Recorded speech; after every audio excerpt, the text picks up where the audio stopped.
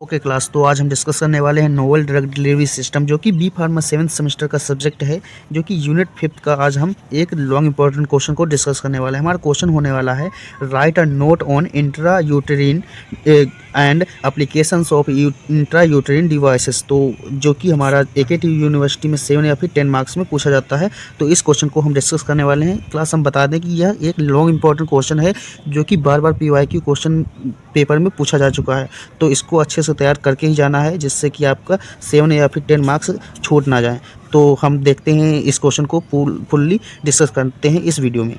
Class, तो सबसे पहले देख लेते हैं इंट्रा यूटेरिन डिवाइसेस होती क्या है। तो इंट्रा का मतलब हो जाता है आपका इनसाइड या फिर विथिन, एंड यूटेरिन का मतलब होगा आपका रिलेटेड टू यूट्रस, यानी कि जो हमारा फीमेल रिप्रोडक्टिव सिस्टम होता है वहाँ पर यूट्रस होता है ना, वहाँ पर जो भी डिवाइसेस यूज की जाती हैं एज अ कॉन्ट्रासेप्टिव, तो मतलब गर्भ निरोधक की तरह जो यूज की जाती हैं, या फिर जो भी हमारे यूट्रस में इन्फेक्शन वगैरह हो जाता है तो उनको ट्रीट करने के लिए जो भी डिवाइस का यूज किया जाता है और इंसर्ट की जाती हैं मतलब अंडर यूटेरस, तो उसे ही हम इंट्रा यूटेरिन डिवाइस बोलते हैं। So intra uterine small contraceptive device which insert into the uterus to prevent pregnancy, जो कि प्रेगनेंसी को प्रिवेंट करती हैं, और जिसके साथ साथ जो भी रिलेटेड टू, जैसे कोई भी बीमारी हो जाती है रिलेटेड टू यूटेरस, तो फीमेल रिप्रोडक्टिव सिस्टम, तो उसमें भी ये जो होती हैं इंट्रा यूटेरिन डिवाइस होती हैं उनका यूज किया जाता है। It provide contraceptive action in uterus continuously for prolonged period of time. तो हम पढ़ रहे हैं नोवेल ड्रग डिलीवरी सिस्टम। तो हम पहले तो जैसे ट्रेडिशनल जो होती थी ड्रग्स उनका यूज करते थे, लेकिन हमें क्या पढ़ना है, नोवेल ड्रग, यानी कि जो हमारी ऐसी ड्रग होंगी जो कि प्रोलॉन्ग्ड पीरियड तक मतलब एक्शन देती रहें। तो इसीलिए हम ये कुछ ऐसी होती हैं जैसे इंट्रा यूटेरिन डिवाइसेस, जिनका हम यूज करके प्रोलॉन्ग टाइम तक उनका एक्शन रह सके, उन ड्रग के बारे में हम स्टडी करने वाले हैं। ओके, तो सबसे पहले देख लेते हैं कि इंट्रा यूटेरिन डिवाइसेस होती हैं उनके एडवांटेजेस क्या होते हैं। क्योंकि हमने देखो ट्रेडिशनल जो हमारा सिस्टम है ये ड्रग डिलीवरी का, तो हमने उसमें तो पढ़ा है। तो हम ये नोवेल ड्रग डिलीवरी सिस्टम क्यों पढ़ रहे हैं, क्यों ज़रूरी हो गया है, तो उसी को हम देखते हैं। सबसे पहले तो एडवांटेजेस देख लेते हैं। They provide long lasting effect up to 3 to 10 years. मतलब देखिए, जो हम पहले ट्रेडिशनल डिलीवरी सिस्टम होता था वो कुछ घंटों के लिए ही यूज होता था, यूजेबल होता था, प्रिवेंट कर पाता था। लेकिन इसमें क्या है, इसमें 3 to 10 ईयर्स, यानी कि बहुत सालों तक भी हम इनका यूज कर सकते हैं, और ये मतलब इनसे लाभ ले सकते हैं, और एक ही टाइम पर highly effective within 1% failure chance.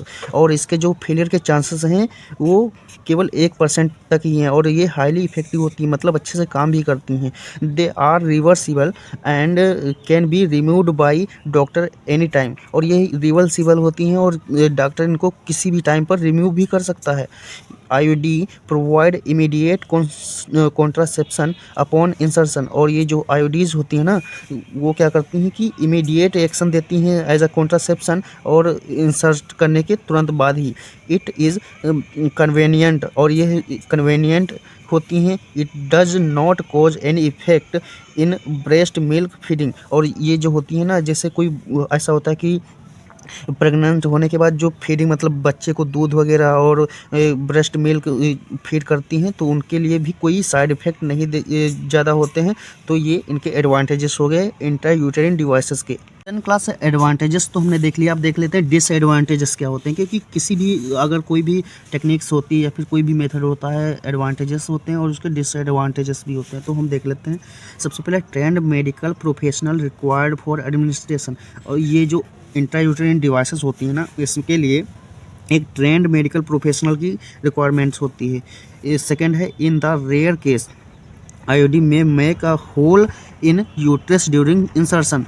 तो जो होती हैं, कभी कभी ऐसा होता है कि जो ये यूट्रस में इंसर्ट की जाती हैं IUDs, वो होल भी कर देती हैं। एंड थर्ड है, there is small risk of pelvic infection. और इसमें क्या हो सकता है, जिससे हमने इंसर्ट किया कोई भी ऑब्जेक्ट को एज आ इंट्रा यूटेरिन डिवाइसेस को, तो क्या कर सकती हैं, वो पेल्विक इन्फेक्शन भी कॉज कर सकती हैं। एंड जो है इन अदर जो है डिसएडवांटेजेस, उसको देखते हैं। In first 3 to 6 month due to IUDs menstrual bleeding and cramping में इंक्रीजेस। तो 3 से 6 महीने में जो मतलब इंसर्शन के बाद 3 से 6 मंथ में आयोडीज जो होती है मेंस्ट्रुअल ब्लीडिंग करा सकती हैं एंड क्रैम्पिंग करवा सकती हैं, इंक्रीज हो सकती है।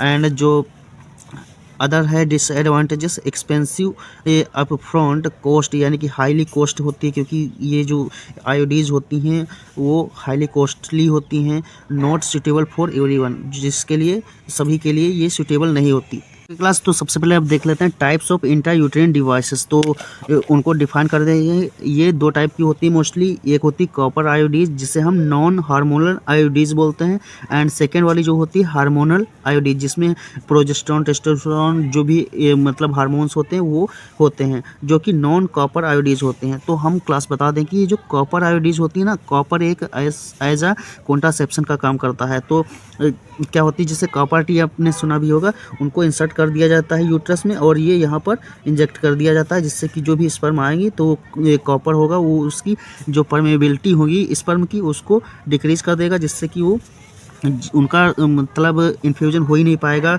उसके ओवम के साथ में, जिससे कि प्रेगनेंसी रुक जाएगी। एंड जो सेकेंड वाला है हार्मोनल आयोडीज, तो उसमें क्या होते हैं, जो कॉपर टी होती कॉपर टी की तरह, लेकिन यहाँ पर ये जो होते हैं हार्मोन्स वगैरह होते हैं, और यहाँ पर कॉपर का वायर नहीं होता है, ये प्लास्टिक होती है जहाँ पर हार्मोन होते हैं। तो ये जो होती हैं ये उसकी मोबिलिटी को डिक्रीज कर देते हैं हार्मोन्स स्पर्म की, जिससे कि ये हार्मोनल एज आयोडी यूज होती है।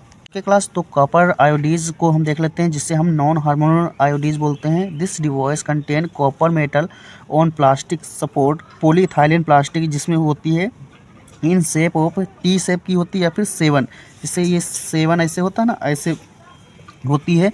This device constantly release small amount of copper, जिसमें क्या होता है, जो कॉपर होता है वो स्मॉल अमाउंट में रिलीज होता रहता है into the uterus. This device do not contain any hormone, example जैसे कॉपर या फिर कॉपर टी या फिर कॉपर 7 बोल सकते हैं इसको, जिसमें हार्मोन का कोई लेना देना नहीं होता। ओके, तो कॉपर टी का मैकेनिज्म ऑफ एक्शन देख लेते हैं। After insertion of IUD copper T, the copper ions release in a small amount in uterus. These copper ions are harmful for sperm and it stop motility, जो कि motility होती है sperm की, and वेएबिलिटी होती है, वर्क करने की क्षमता जो होती है ऑफ स्पर्म ये डिक्रीज कर देते हैं, जिससे क्या होता है, and stop fertilization in egg, जिससे कि ओवम के साथ ये इन्फ्यूज नहीं हो पाते और जिससे कि हमारा जो फर्टिलाइजेशन होता है वो नहीं होता। क्लास तो सेकंड वाला देख लेते हैं हार्मोनल आयोडीज, जिसमें हम क्या करते हैं, जिसमें नॉन कॉपर आयोडीज होती है, जिसमें कॉपर का यूज नहीं होता है, लेकिन जो इसमें हार्मोन्स लगे होते हैं। तो आपको डायग्राम में भी दिख रहा होगा, जैसे ये जो है यहाँ पर एक हार्मोनल सिलेंडर होता है और यहाँ पर एक थ्रेड लाइक वायर्स जैसे होते हैं और ये प्लास्टिक लगी होती है और ये सिलेंडर होता है। यहाँ से जो हार्मोन होते हैं वो रिलीज होते रहते हैं और जिससे कि जो स्पर्म होती है उनकी मोटिलिटी डिक्रीज हो जाती है और जिससे कि फर्टिलाइजेशन नहीं हो पाता। This device contain hormones, they do not contain copper, जिसमें कॉपर नहीं होता है और ये हार्मोन को मतलब कंटेन करते हैं। इट आल्सो हैव 2 पार्ट, जिसमें प्लास्टिक सपोर्ट टी शेप होता है ये वाला, और हार्मोन सिलेंडर जिसमें इट कंटेन सस्पेंशन लाइक, मतलब इसमें सस्पेंशन की तरह हार्मोन्स भरे होते हैं। हार्मोनल आयोडीज कंटेन प्रोजेस्टेरोन हार्मोन इन सिलिकॉन रिजर्वायर, ये जो होता है एक सिलिकॉन रिजर्वायर होता है जिसमें हम क्या करते हैं, प्रोजेस्टेरोन हार्मोन को भरते हैं विथ रेट कंट्रोलिंग मेम्ब्रेन। तो यहाँ पर आप डायग्राम भी देख रहे होंगे।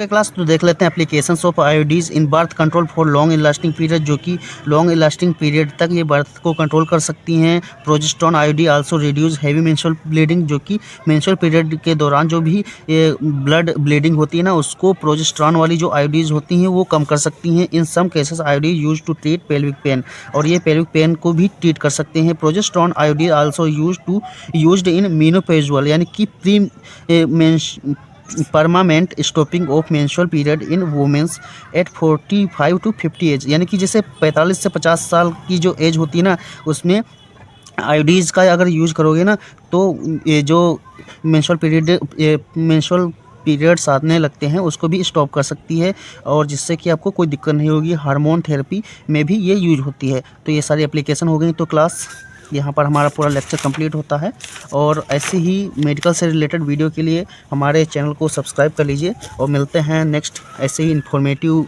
वीडियो में। तब तक के लिए धन्यवाद।